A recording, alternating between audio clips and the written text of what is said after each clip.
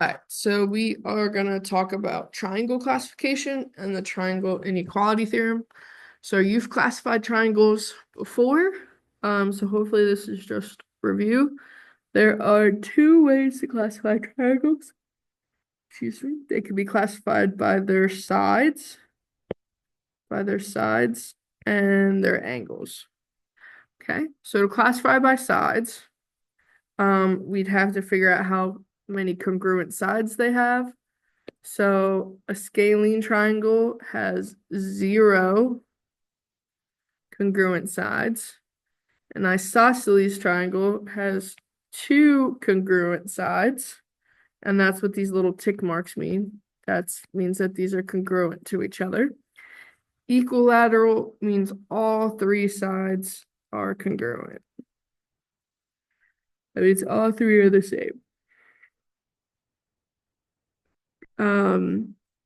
To classify by angles, acute means that their biggest angle is 90 degrees or less, and acute triangles mostly have 3 acute angles. They're all going to be less than 90. Obtuse triangles, obtuse means so this is less than 90. Obtuse means it's greater than 90. And they have 1 obtuse angle. It's mostly the biggest one. Right triangles have 1 right angle. You can notice it by the square in the corner.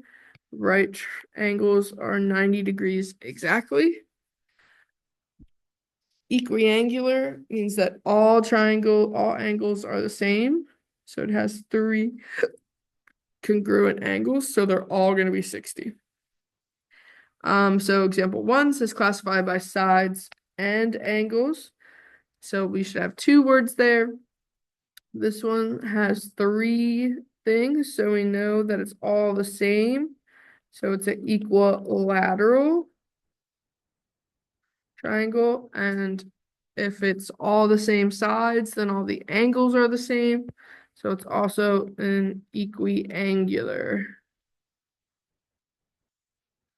triangle. So it's equilateral and equiangular. Second one, none of these are the same. So if none of them are the same, it's a scalene triangle. And then looking at the angles, none of those are over 90, so it's an acute scalene. Typically, the angle measure comes first, but it doesn't really matter. So I'm going to write it that way in this next one. So looking at the angle,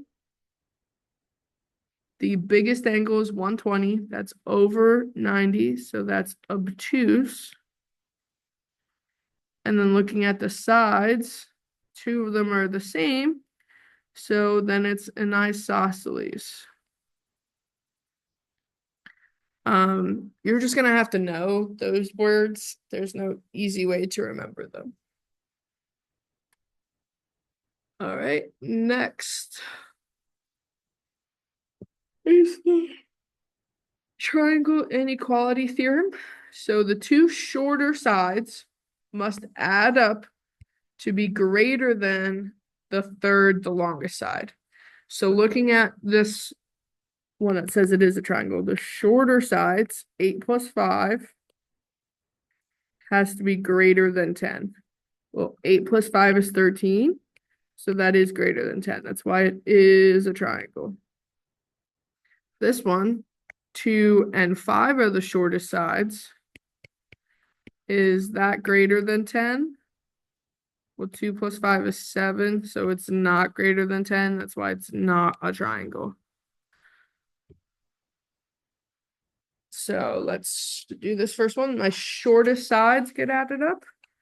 So my shortest sides are 3 and 5. Are those greater than my longest side of 8? It doesn't say equal to, it has to be greater. So 8 is not greater than 8, so this is not a triangle. Okay. So again, the two shortest sides, 12 and 9. So 9 plus 12, is that greater than 16? Well, 9 plus 12 is 21, which is greater than 16. So yes, it is a triangle. Can you take a moment and try C for me? So pause the video and try C for me.